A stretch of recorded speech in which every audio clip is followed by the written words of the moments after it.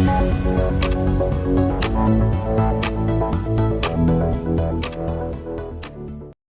महासभा की बैठक की जाएगी सर, इसका मेन क्या उद्देश्य है आज की प्रेस कॉन्फ्रेंस का?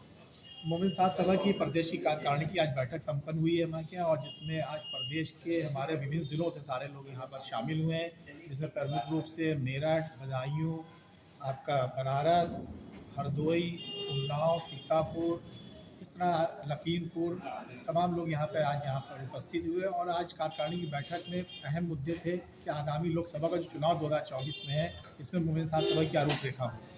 उसके बाद संगठन के कौन से पदाधिकारी चुनाव लड़ने जा रहे हैं उनके बारे में डिस्कशन हुआ। इसको लेकर आज ये बैठक संपन्न की, जिसमें आज ये तय किया गया है कि मोमिन साहब सभा आगामी लोकसभा चुनाव 2024 में किसी भी राजनीतिक पार्टी को समर्थन नहीं देगी। आगामी चुनाव में जो मोमिन साहब सभा के सभी हर जगह अच्छे प्रत्याशी, जो ज़मीनी काम करने वाले जो लोग होंगे, उनको समर्थन देने का काम किया जाएगा।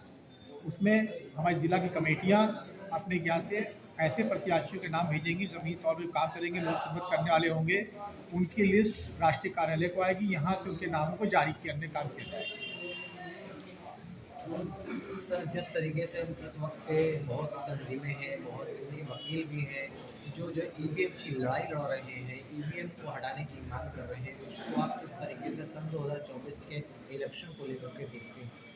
देखिए, इस टाइम जो भारत का जो माहौल बन गया है, वो चुनाव के जो इस टाइम होंगे, वो इस टाइम धार्मिक उन्माद पे चुनाव लड़े जाने की बात की जा रही है। उसके अंदर जो धर्म को लिया गया है, जबकि आमतौर पर पहले राजनीति जो होती थी, राजनीति में धर्म होता था, इस टाइम धर्म की राजनीति हो रही है। ऐसे वक्त में सभी, खास करके जो पसमानदा कौमें हैं, जो मुसलमान हैं, इनको खास करके निर्णय लेना पड़ेगा।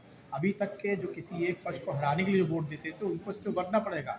हराने के लिए नहीं, खुद जीतने के लिए वोट करना पड़ेगा उनको, तब अपना रोजगार, शिक्षा, सुरक्षा पा पाएंगे। ऐसे लोगों में ये तय किया गया है कि हम लोग ऐसे कैंडिडेट को जिताएंगे, खास करके मुस्लिम कैंडिडेट को जिताने का काम करेंगे, जो ताकि हमारा वोट एक जगह पर, क्योंकि जितनी भी लेफ्ट की जितनी पार्टियां इस टाइम जो, चाहे इंडिया गठबंधन हो, जितने लोग ही हो, चाहे पीडीए हो, जितने गठबंधन है, अगर उनसे पूछे तो उनके अपने वोट नहीं है उनके पास, और सभी लोग चाहते हैं कि मुस्लिम वोट हमको मिले। वो मुस्लिम वोट से अपनी पहचान बना के रखना चाहते हैं, क्योंकि वोट अब उनके पास नहीं है उसका। अब जब नहीं है तो ऐसे मुसलमान ही जिम्मेदारी क्यों से उठाए?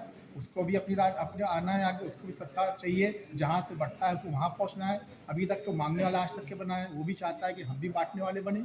इसलिए ये तय किया गया है कि आपकी ऐसे कैंडिडेट्स को वोट दिया जाएगा, चाहे वो रनर आए चाहे विनर आए। विनर होता है तो बहुत अच्छा, नहीं तो रनर आएगा उसकी क़यादत तो मजबूत हो जाएगी। अब ये चाहते हैं हम लोग कि हमारे यहाँ से भी लोग ऐसे निकले जो जाके वहाँ पर बड़े सदनों में जाके हमारे कौम के लोगों की रोजगार, शिक्षा और सुरक्षा की बात करें। सर, आप पसमानदा मुस्लिम समाज की बात कर रहे थे।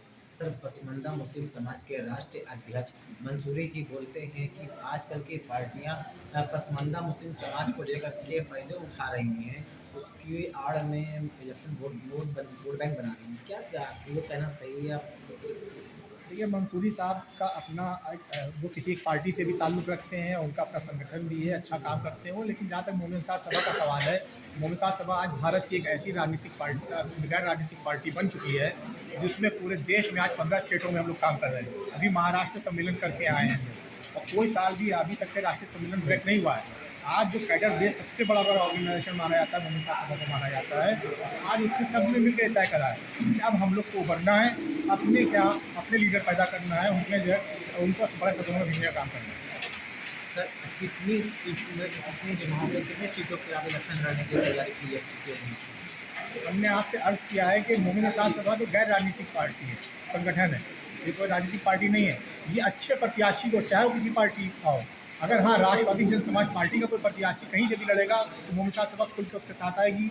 अगर उसके अलावा जहाँ से राष्ट्रवादी जन समाज पार्टी का कैंडिडेट चुनाव नहीं लड़ रहा है, तो वहाँ कोई भी राजनीतिक पार्टी का जो अच्छा कैंडिडेट होगा, वहाँ की जिला कमेटियाँ उसके नाम को राष्ट्रीय कार्यालय भेजेंगी, और उसके नाम को हम लोग यहाँ से उसकी लिस्ट जारी करने का काम करेंगे, उसको समर्थन जारी करने का। इस समय इतनी बड़ी बड़ी पार्टियां लगी हुई हैं चुनाव में, उन चुनावों को देखते हुए आपका जो संगठन है उसमें कितना सक्रिय है पूरे प्रदेश में? देश की बात मोमिन साहब सभा एक गैर राजनीतिक संगठन है, जिसमें सभी पार्टी, जिसमें हमारे जो वो हैं, हमारे मेंबर हैं, जो अहदेदार हैं, वो सभी राजनीतिक पार्टियों में हैं। कांग्रेस में भी है, सापा में भी है, भाजपा में भी है, सभी जगह पर हैं।